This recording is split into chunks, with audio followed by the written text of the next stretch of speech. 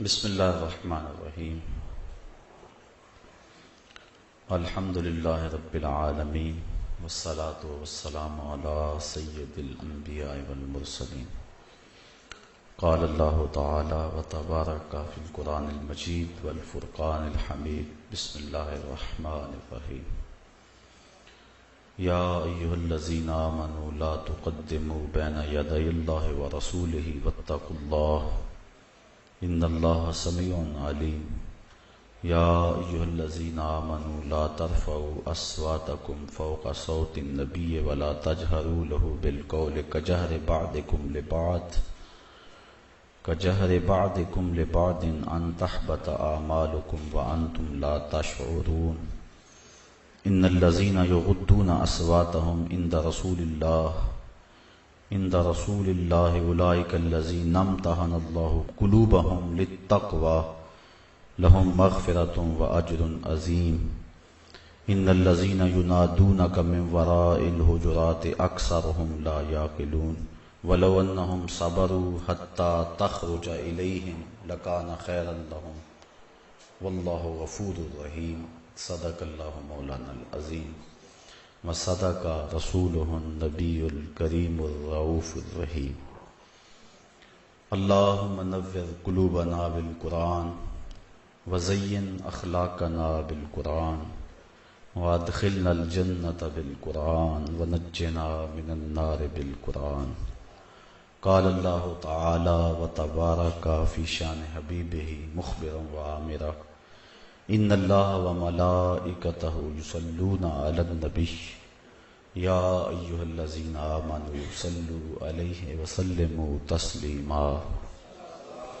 الصلاۃ والسلام علیک یا رسول اللہ وعلی آلک واصحابک یا محبوب رب العالمین الصلاۃ والسلام علیک یا رسول اللہ وعلی آلک واصحابک یا محبوب رب العالمین۔ تمام حمد و ثنا، تعریف و توصیف اللہ جل مجدہ الکریم کی ذات پاک کے لیے جو خالق کائنات بھی ہے اور مالک شش جہات بھی۔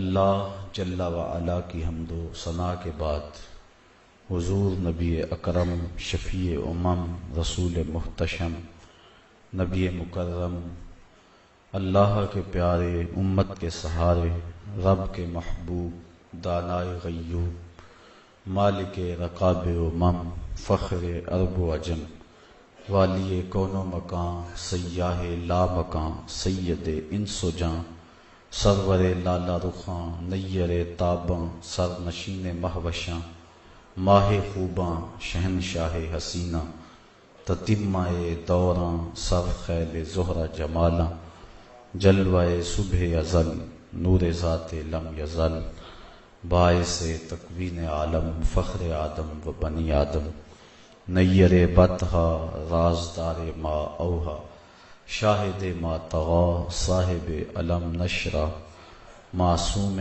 آمنہ احمد مجتبی حضرت محمد مصطفیٰ صلی اللہ علیہ وسلم کے حضور ناز میں اپنی عقیدتوں ارادتوں اور محبتوں کا خراج پیش کرنے کے بعد واجب الاحترام ذوی الاحتشام برادران اسلام السلام علیکم ورحمۃ اللہ وبرکاتہ۔ آداب رسالت مآب صلی اللہ علیہ وآلہ وسلم کے عنوان سے کچھ باتیں آج کی اس نشست میں آپ کے گوش گزار کرنا چاہوں گا۔ اللہ تعالی میری زبان پہ کلمۃ الحق جاری فرمائے۔ حضور علیہ السلام کا ادب اور تعظیم ہمارے اوپر واجب ہے، اور اللہ تعالی جل شانہ نے قرآن مجید میں اپنے محبوب کی تعظیم و توقیر بجا لانے کا حکم صادر فرمایا۔ صحابہ رضوان اللہ علیہ مجمعین نے حضور کے ادب کا جو حق تھا ادا کر دیا، اور بعد میں آنے والے لوگ امت کے مشاہیر بزرگان دین نے حضور کے آداب کی خوب رعایت رکھی ہے۔ اگر آقا کریم علیہ السلام کے آداب ملحوظ نہ رہیں تو پھر دامن ایمان کی دولت سے خالی ہو جاتا ہے۔ اس لیے یہ انتہائی اہم مضمون ہے۔ چند لمحوں کے لیے کچھ باتیں میں اس عنوان سے آج 10 روزہ فہم دین کورس کے اس آخری دن آپ کے گوش گزار کرنا چاہوں گا۔ اللہ تعالی میری زبان پہ کلمت الحق جاری فرمائے۔ حضور علیہ السلام کے آداب اللہ تعالی جل شانہ نے قرآن مجید یہاں سورۃ الحجرات میں بیان فرمایا۔ یا ایھا الذین آمنوا لا تقدموا بین یدی اللہ ورسولہ، اے ایمان والو اللہ اور اس کے رسول سے آگے نہ بڑھو، واتقوا اللہ، اور اللہ سے ڈر جاؤ، ان اللہ سمیع علیم، بے شک اللہ تعالی سنتا جانتا ہے۔ اللہ اور اس کے رسول سے آگے بڑھنا کیا ہے؟ تو حضرت ام المومنین سیدہ عائشہ صدیقہ رضی اللہ تعالی عنہا سے ایک روایت مروی ہے، فرماتی ہیں کہ کچھ لوگوں نے یوم شک کا روزہ رکھا، شعبان کے 29 دن گزر جائیں اور چاند نظر نہ آئے، بادل چھا جائیں، مطلع ابر آلود ہو، تو جتنی دیر تک چاند نہیں دیکھتے رمضان کا اتنی دیر تک آپ روزہ نہیں رکھ سکتے ہیں۔ چاند دیکھیں گے تو روزہ رکھیں گے۔ اب چاند نظر نہ آیا تو کچھ صحابہ نے اس خیال سے کہ شاید بادل کی وجہ سے، مطلع ابر آلود ہونے کی وجہ سے چاند نظر نہیں آ رہا، ہو سکتا ہے چاند نظر آ گیا ہو، تو یوم شک کا انہوں نے روزہ رکھا۔ تو اللہ تعالیٰ جل شانہ نے ارشاد فرمایا، اے ایمان والو اللہ اور اس کے رسول سے آگے کیوں بڑھتے ہو؟ جب حضور نے نہیں رکھا ہے تو تم نے کیوں رکھا ہے؟ تو یوم شک کے روزے سے منع فرمایا گیا ہے۔ یا اس کا شان نزول مفسرین نے یہ بیان فرمایا ہے کہ آقا کریم علیہ السلام کی قربانیاں ابھی کھڑی تھیں۔ عید الاضحیٰ کے موقع پر کچھ صحابہ نے اس جذبے کے تحت کہ ہم جلدی قربانیاں کرنے اور فارغ ہو جائیں، انہوں نے اپنے جانور ذبح کر دیے، حتیٰ کہ عید سے پہلے ہی ان کو ذبح کر دیا۔ اللہ تعالیٰ جل شانہ نے ارشاد فرمایا، اے ایمان والو اللہ اور اس کے رسول سے آگے نہ بڑھو۔ ان کو حکم ہوا کہ تمہاری قربانیاں قبول نہیں ہیں، دوبارہ جانور لو اور ذبح کرو، اللہ اور اس کے رسول سے آگے نہ بڑھو۔ تو اللہ سے آگے بڑھنا تو نہیں ہے، رسول سے پہل کیا انہوں نے، لیکن اللہ تعالیٰ نے رسول سے پہل کو اپنے سے پہل قرار دیا اور کہا اللہ اور اس کے رسول سے آگے نہ بڑھو۔ اس سے ہم دین سمجھ سکتے ہیں کہ دین کیا ہے۔ اب اگر کوئی یہ بات کہے کہ امتی عمل کرتے کرتے بعض اوقات نبی سے بڑھ جاتا ہے، تو یہ کیسے ممکن ہے؟ وہ عمل نہیں ہے جو نبی کی اتباع میں نہ ہو۔ حالانکہ حکم ہے فاستبقوا الخیرات، نیکی کے کاموں میں ایک دوسرے سے بڑھنے کی کوشش کرو، ایک دوسرے سے آگے بڑھو نیکی کے کاموں میں، لیکن ایک دوسرے سے آگے بڑھو، تم رسول سے آگے نہیں بڑھ سکتے ہو۔ ہمارے سامنے حضرت عثمان غنی رضی اللہ تعالیٰ عنہ کا عمل موجود ہے کہ جب حدیبیہ کے موقع پہ 1400 صحابہ کے ساتھ حضور عمرے کی نیت سے تشریف لے گئے اور حدیبیہ کے مقام پہ رکے، کفار نے مزاحمت کی تو حضرت عثمان غنی رضی اللہ تعالیٰ عنہ کو سفیر بنا کر حضور نے بھیجا کہ ان کو جا کے بتاؤ کہ ہم لڑائی کے لیے نہیں آئے، ہم عمرے کے لیے آئے ہیں، وہ تمہارے رشتہ دار بھی ہیں، جا کے ان سے بات کرو۔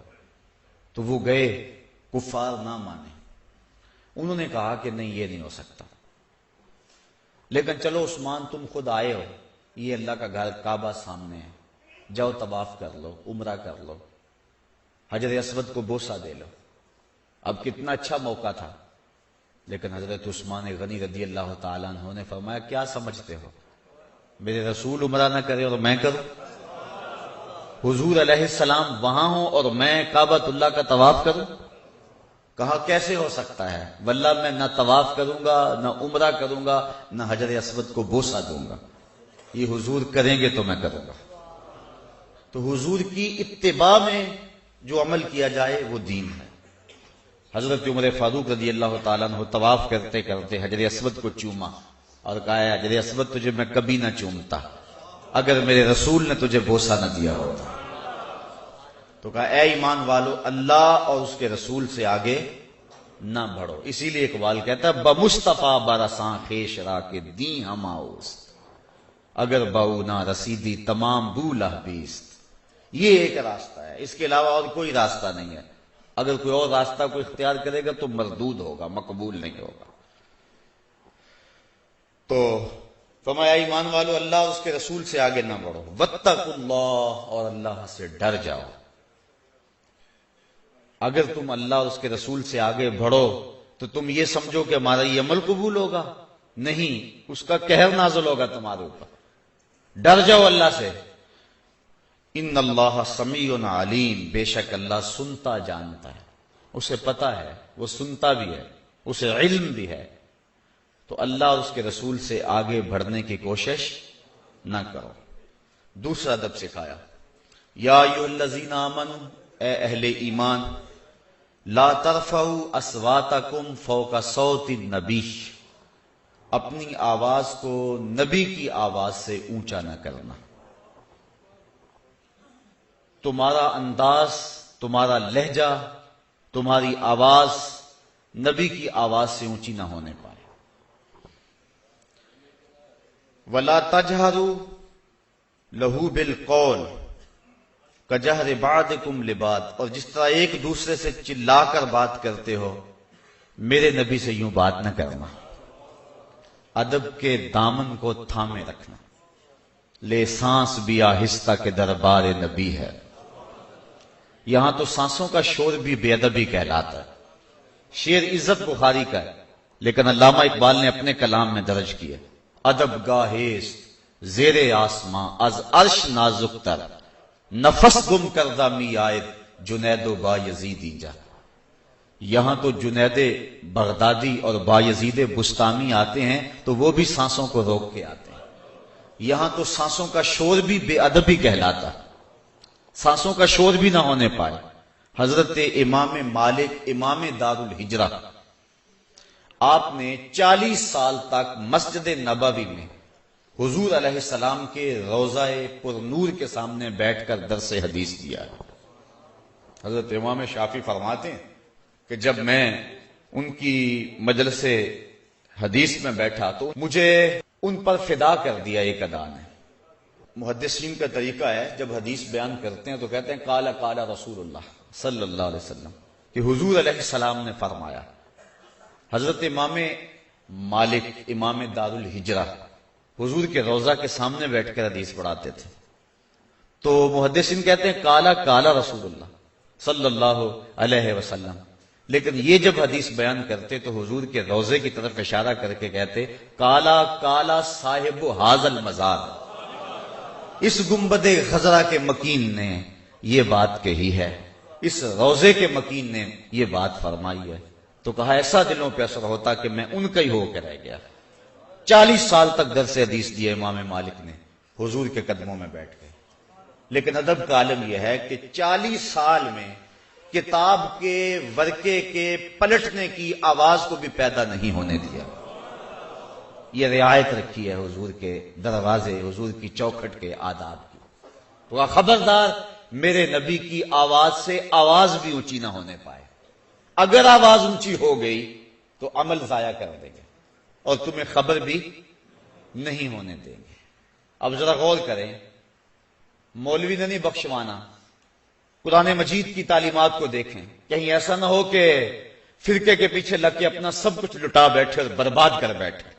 یہ بڑی نازک بارگاہ ہے، یہاں تو سانس بھی اونچا ہو جائے تو بے ادبی کا امکان ہے، یہاں تو قدم پھونک پھونک کے رکھنا ہے، یہاں تو سانسوں کا شور بھی بے ادبی کہلاتا ہے۔ کہا اگر آواز بھی اونچی ہو گئی تو پلے کچھ نہیں رہے گا، چے جائے کہ علم کو ناپتا تولتا پھرے، چے جائے کہ صرف ہمت بسوئے شیخ وامثالیاں از معظمین گو بجناب رسالت ماب بچندی بدتر از استغرا کے گاؤ کرے خود است جیسی بولیاں بولتا رہے۔ چے جائے کہ یہ کہتا پھرے کہ میری چھڑی تو فائدہ دیتی ہے، نبی فائدہ بھی نہیں دے سکتا ہے۔ چے جائے کہ یہ کہتا پھرے کہ جیسا علم نبی کو حاصل ہے ایسا تو پاگلوں کو بھی حاصل ہے۔ چے جائے کہ یہ کہتا پھرے کہ ملک الموت اور شیطان کی وسعت علم کے لیے تو نس موجود ہے، جناب کے لیے کون سی نس ہے؟ یہ تو اتنا نازک دربار ہے۔ اللہ فرماتا ہے آواز بھی اونچی ہوگی تو پلے کچھ نہیں چھوڑوں گا، خبردار میرے نبی کی آواز سے آواز بھی اونچی نہ کرنا۔ لا ترفعوا اصواتکم فوق صوت النبی، تمہاری آواز بھی اونچی نہ ہونے پائے۔ حضرت ثابت بن قیس بن شماس رضی اللہ تعالی عنہ خلقن اونچا سنتے تھے، ان کی آواز تبن بلند تھی۔ تو جب یہ آیت کریمہ نازل ہوئی تو وہ گھر بیٹھ گئے۔ حضور نے ارشاد فرمایا کہ ثابت بن قیس نظر نہیں آتے، عرض کی حضور وہ تو گھر ہیں۔ فرمایا ان کو بلا کے لاؤ۔ صحابی حاضر ہوا، دیکھا کہ وہ زاروں کے تار رو رہے ہیں۔ کہا کیوں رو رہے ہو؟ کہا یہ آیت شاید میرے حق میں نازل ہوئی ہے، یہ میرے لیے نازل ہوئی ہے، چونکہ میری آواز بلند ہے تو میں اس لیے ڈرتا ہوا دربار نبوی میں نہیں جا رہا کہ کہیں میری آواز حضور کی آواز سے بلند نہ ہو جائے۔ اور اس آیت کریمہ کے نزول کے بعد صحابہ آپس میں اتنی آہستگی سے گفتگو کرتے تھے کہ بعض کا دوسرے کو کہنا پڑتا تھا کہ پھر بتاؤ کیا کہا ہے۔ یہ حضور کے دربار میں ادب کا عالم تھا جو صحابہ میں دیکھنے کو آتا تھا۔ تو میں خبردار میرے نبی کی آواز سے آواز بھی اونچی نہ کرنا، اور جس طرح تم ایک دوسرے کو چلا کر پکارتے ہو میرے نبی کی حضور یوں نہ بولنا۔ اگر ایسا تم نے کیا تو پھر کیا ہوگا؟ ان تحبط اعمالکم، تمہارے اعمال حبط کر لیے جائیں گے۔ ایک ہوتا ہے ضبط کرنا اور ایک ہوتا ہے حبط کرنا۔ ضبط جب صلح ہو جائے، جب معافی ہو جائے، جب معذرت ہو جائے، جو چیز ضبط کی ہوئی ہے، بحق سرکار حکومت ضبط کر لیتی ہے لیکن بعد میں جب معاملہ ٹھیک ہو جاتا ہے تو وہ واپسی ہو جاتی ہے۔ جو چیز ضبط کی جائے معاملہ ٹھیک ہو جانے کے بعد اس کو واپس کر دیا جاتا ہے۔ تو یہ اعمال ضبط نہیں کیے جائیں گے بلکہ کہا حبط کر دیے جائیں گے، مٹا دیے جائیں گے۔ تم سمجھو گے ہم بڑے متقی ہیں، تمہارے نامہ اعمال میں ایک بھی نیکی نہیں ہوگی۔ اور اگلی بات وَأَنْتُمْ لَا تَشْعُرُونَ، تمہیں پتہ بھی نہیں ہوگا، تم سمجھو گے ہم متقی ہیں، تم اپنی نیکیوں کے شمار میں رہو گے، تمہاری سوچ میں تمہاری تبلیغیں ہوں گی، تمہاری سوچ میں تمہارے اعمال ہوں گے، تمہاری سوچ میں تمہاری خدمات دینیاں ہوں گی۔ تم سمجھو گے ہم نے یہ کام سر انجام دیا ہے، ہم نے یہ پڑھایا ہے، ہم نے یہ پڑھا ہے۔ تم اس گمان میں رہو گے، تمہیں پتہ ہی نہیں ہوگا کہ اندر لٹ گیا ہے۔ یہ کس چیز کی سزا ہے؟ اگر تمہاری آواز بھی نبی کی آواز سے اونچی ہو۔ اعظم چشتی کہتا ہے یار نو میلی اکھ نہ ویکھی متا مرسیں کافر ہو کے۔ تو اگر آواز بھی اونچی ہو گئی تو تمہارے پلے کچھ نہیں رہے گا۔ اے ایمان والو خبردار نبی کی آواز سے آواز اونچی نہ کرو، اور جس طرح ایک دوسرے سے چلا کر بات کرتے ہو آپس میں نبی کے حضور یوں بات نہ کرو، تمہارے عمل ضائع کر دیں گے اور تمہیں خبر بھی نہیں ہوگی۔ ان الذین یغضون اصواتهم عند رسول اللہ، وہ لوگ جو حضور کے حضور، جو آقا کریم علیہ السلام کی بارگاہ میں اپنی آوازوں کو پست کرتے ہیں، اولئک الذین امتحن اللہ قلوبہم للتقوی، یہ وہ لوگ ہیں جن کے دل اللہ نے پرہیزگاری کے لیے پرکھ لیے، تقوی کے لیے ان کے دل منتخب کر لیے گئے ہیں۔ متقی کون ہے؟ جو حضور کی بارگاہ کے آداب کی رعایت رکھتا ہے، یہ ہے وہ شخص کہ جس کا دل تقوی کے لیے پرکھ لیا گیا ہے۔ کون؟ جو اپنی آواز کو حضور علیہ السلام کی بارگاہ میں پست رکھتا ہے۔ اللہ فرماتا ہے یہ وہ لوگ ہیں جن کے دل ہم نے تقوی کے لیے پرکھ لیے ہوئے ہیں۔ لہم مغفرۃ و اجر عظیم، ان پر اللہ کی مغفرتیں بھی نازل ہوں گی اور اللہ انہیں اجر عظیم بھی عطا فرمائے گا۔ تو جو رعایت آداب رسالت معاب رکھتے ہیں تو یہ ساری دولتیں ان کے لیے ہیں، اور جو آداب کی رعایت بھی رکھتے ہیں ان کے لیے سخت اور کڑی وعید ہے کہ ان کے عمل بھی ضائع کر دیے جائیں گے اور انہیں خبر بھی نہیں ہوگی۔ ان الذین ینادونک من وراء الحجرات اکثرهم لا یعقلون، بے شک لوگ جو حجروں کے باہر آپ کو پکارتے ہیں، اکثرهم لا یعقلون، ان میں اکثر بے عقل ہیں۔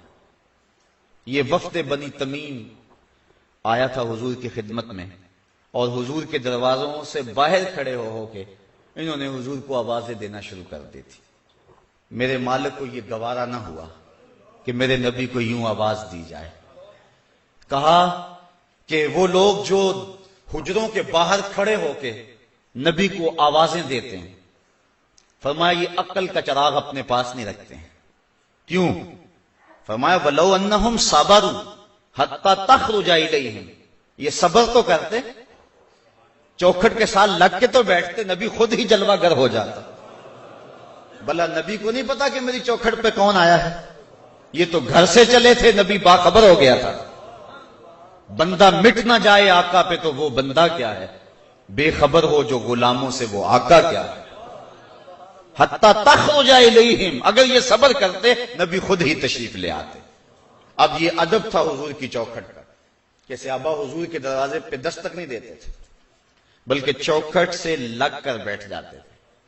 آقا کریم خود تشریف لاتے تو اپنی حاجت کہہ دیتے، لیکن اگر کبھی ایسے حالات آ ہی جاتے دروازے پہ دستک دینا ناگزیر ہو جاتا تو صحابہ در رسول پہ دستک دے لیتے تھے، لیکن اس کا ایک طریقہ تھا۔ امام بخاری نے ادب المفرد کے اندر قاضی ایاز مالکی اندلسی نے الشفاء بتعریف حقوق المصطفیٰ میں لکھا کانت تکرہ ابواب النبی بالاظافر، اگر دستک دینا ضروری ہو جاتا، کوئی ایمرجنسی حالات ہوتے تو ضروری ہوتا کہ اب دستک فوری دیں، تو پھر صحابہ اپنی انگلیوں کے پوروں کے ساتھ در رسول پہ دستک دیتے تھے، انگلیوں کے پوروں کے ساتھ۔ ملا علی قاری شرح شفا میں لکھتے ہیں کہ انگلیوں کے پوروں کے ساتھ دستک دینے کا کیا مفہوم ہے؟ ذرا سنیے کتنے خوبصورت جملے ہیں۔ کہتے اے ضربن خفیفن و دکن لطیفن تعظیمن و تکریمن و تشریفن، کہا یہ سب کچھ حضور کی عزت افزائی کے لیے۔ وہ ساغر صدیقی نے کہا تھا نا، میں نے پلکوں سے در یار پہ دستک دی ہے، میں وہ سائل ہوں جسے کوئی صدا یاد نہیں۔ اس کا شاعرانہ تخیل ہے، اس نے کبھی در حبیب پہ یوں دستک دی نہیں ہوگی، لیکن اس نے تخیل پیش کیا ہے کہ میں نے پلکوں سے در حبیب پہ دستک دی ہے، لیکن صحابہ نے تو دے کر کے دکھا دی۔ بلکہ حضور کی تعظیم اور آقا کریم کے ادب کی رعایت کا عالم یہ تھا کہ حضور وضو کرتے تو وہ پانی زمین پہ نہیں گرنے دیتے تھے۔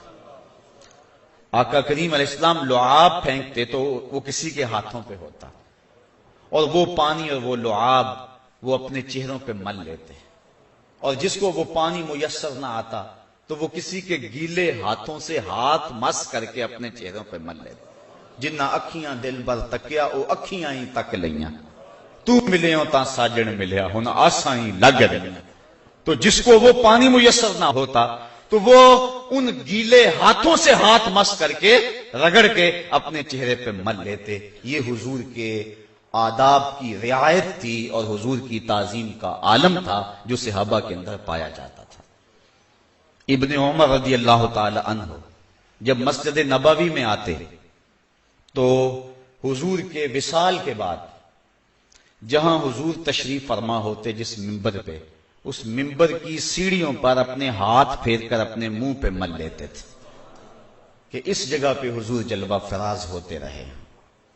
جہاں چند لمحوں کے لیے گزر گئے صحابہ نے ان جگہوں کو ادب سے دیکھا اور تعظیم کا مرکز بنایا، حضور کے ادب کی یہ رعایت حضور کی زندگی میں بھی ہے، اور حضور کے وصال فرما جانے کے بعد بھی امت کے اوپر حضور کی تعظیم لازم ہے، ذات رسالت مآب کی تعظیم بھی اور حضور کے نام کی تعظیم بھی۔ نام بھی ادب سے لیا جائے، حیا سے لیا جائے۔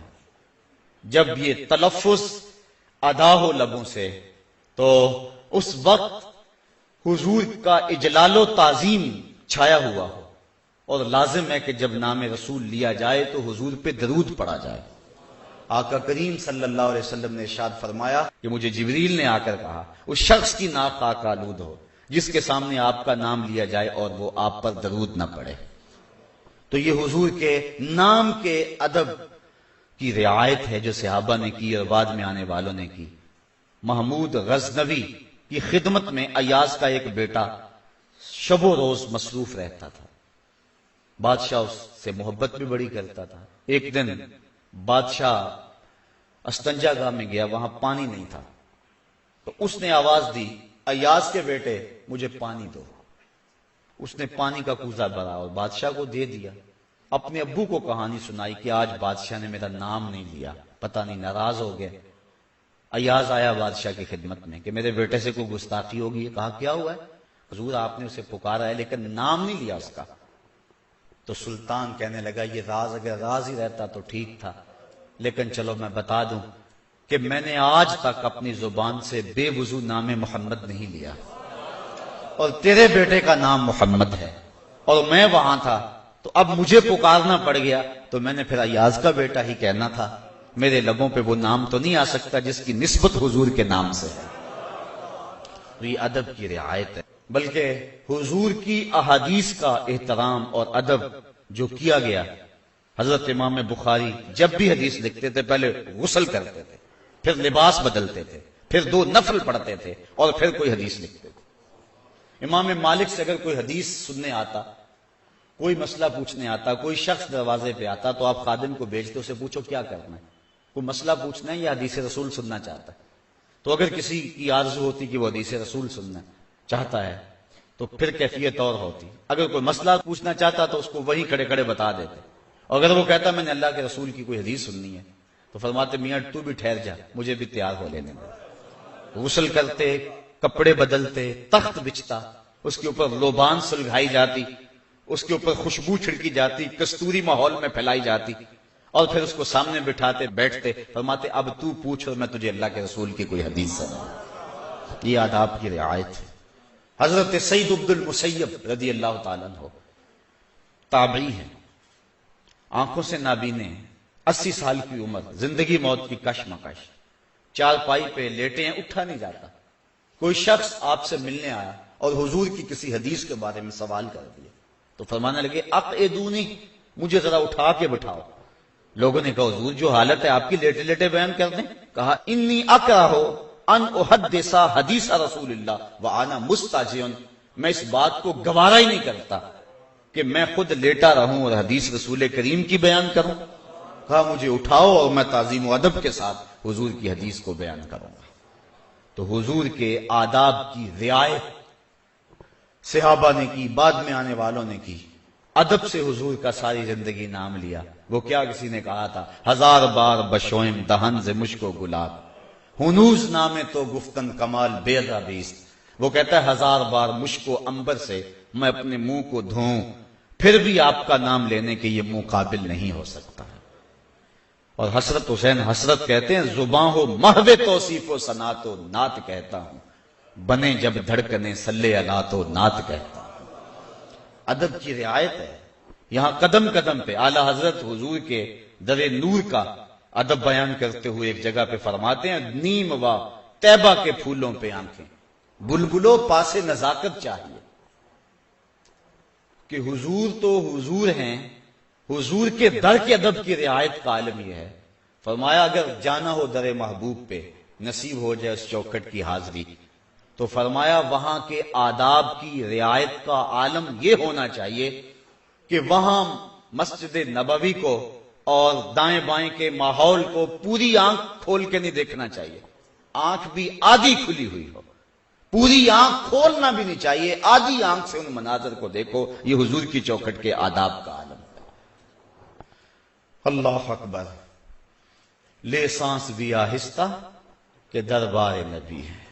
اللہ، امام مالک ساری زندگی جوتا نہیں پہنا مدینہ شریف میں، اور آپ کے کندھے جو ہیں وہ چھیلے جاتے تھے چل چل کے، وہ کیسے کہ دیواروں کے ساتھ ساتھ چلتے تھے، دیواروں کے ساتھ ساتھ قدم رکھ کے چلتے، درمیان میں نہیں چلتے گلیوں کے۔ کہا ان گلیوں سے حضور گزرے ہیں، میں ڈرتا ہوں کہیں حضور کے نشان قدم کے اوپر میرا قدم نہ آ جائے۔ ساری زندگی یوں امام مالک نے گزار دی۔ تو یہ ہیں وہ لوگ جنہوں نے ادب کیا۔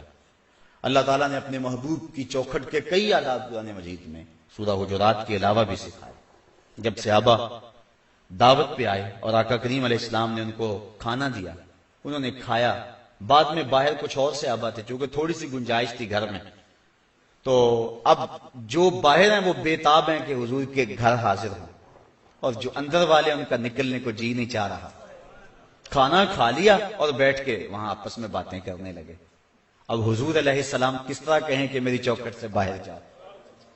حضور سے تو کوئی سلام لیتا تھا نا، تو حضور اتنی دیر تک اسے نہیں چھوڑتے تھے جتنی دیر تک وہ نہیں ہاتھ چھڑاتا تھا۔ یہ حضور کا مزاج تھا، یہ سلام کا انداز تھا حضور کا۔ آج کل لوگ آدھے ہاتھ سے سلام لیتے ہیں، لیکن حضور کا یہ انداز تھا کہ اتنی دیر تک حضور ہاتھ نہیں چھوڑتے جب تک وہ مائل نہیں ہوتا تھا اس کی طرف۔ پھر حضور کے گھر میں، اور پھر کس کا جی چاہے یہاں سے اٹھے۔ وہ ایک شاعر نے حد کر دی، بڑھاپے کو حسن دیا اس نے۔ وہ کہتا ہے زوف مدد کر در احمد پہ گرا دے۔ اپنے بڑھاپے کو کہتا ہے اے زوف مدد کر در احمد پہ گرا دے، دربان کہیں اٹھ کہوں اٹھا نہیں جاتا، دربان کہیں اٹھ کہوں اٹھا نہیں جاتا۔ تو حضور کے در پہ پھر کون اٹھے؟ اب ان کا اٹھنے کو جی نہیں چاہ رہا، اور باہر والے بےتاب ہیں۔ اب حضور علیہ السلام رحمت للعالمین کیسے کہیں کہ اب اٹھ کے چلے جاؤ؟ اللہ نے قرآن نازل کیا، اے ایمان والو جب کھانا کھا لو تو پھر اٹھ کے چلے جایا کرو، نبی کی تکلیف کا باعث نہ ہو۔ نبی تم سے نہیں کہتے ہیں لیکن اللہ فرماتا ہے تم سے، اللہ حق کہنے سے شرم نہیں کرتا، تو حکم دے دیا، در رسول کے آداب سکھا دیے۔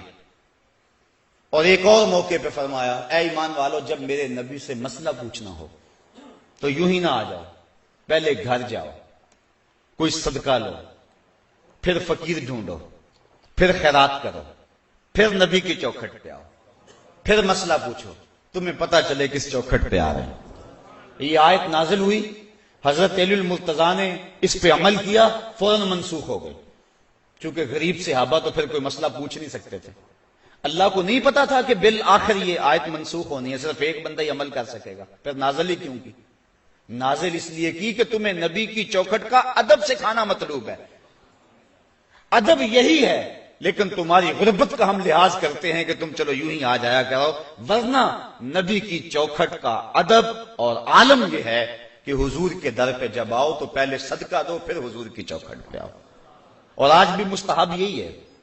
آپ مدینہ شریف میں جائیں، میں نے وہاں ترکی لوگوں کو دیکھا ہے اس پہ شدت اور سختی کے ساتھ عمل کرتے ہوئے۔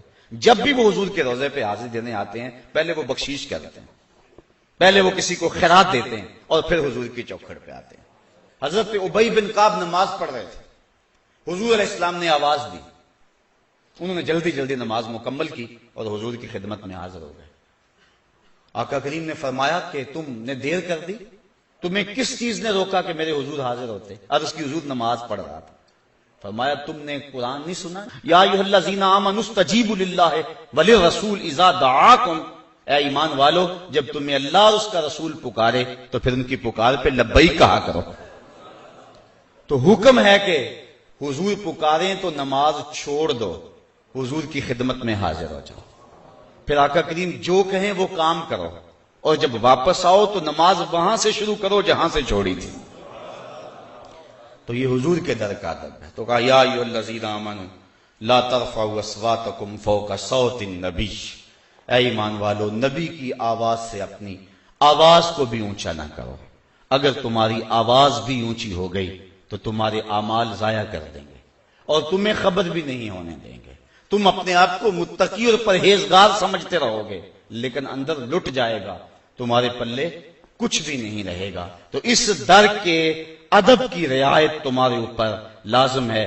تمہاری سانس بھی بے ترتیب نہ ہونے پائے. یہ وہ چوکھٹ ہے کہ جہاں قدم قدم ادب کی رعایت کا حکم دیا گیا، اور یہاں اس بات کا لحاظ رکھنے کی تاکید کی گئی کہ حضور علیہ السلام کی چوکھٹ میں کوئی معمولی ایسی بات بھی نہ ہو جائے جس سے تم اللہ کی بارگاہ سے راند دیے جاؤ اور راندہ درگاہ بن جاؤ. اللہ مجھے آپ کو حضور کی چوکھٹ کے ادب اور تعظیم کی رعایت کرنے کی توفیق عطا فرمائے.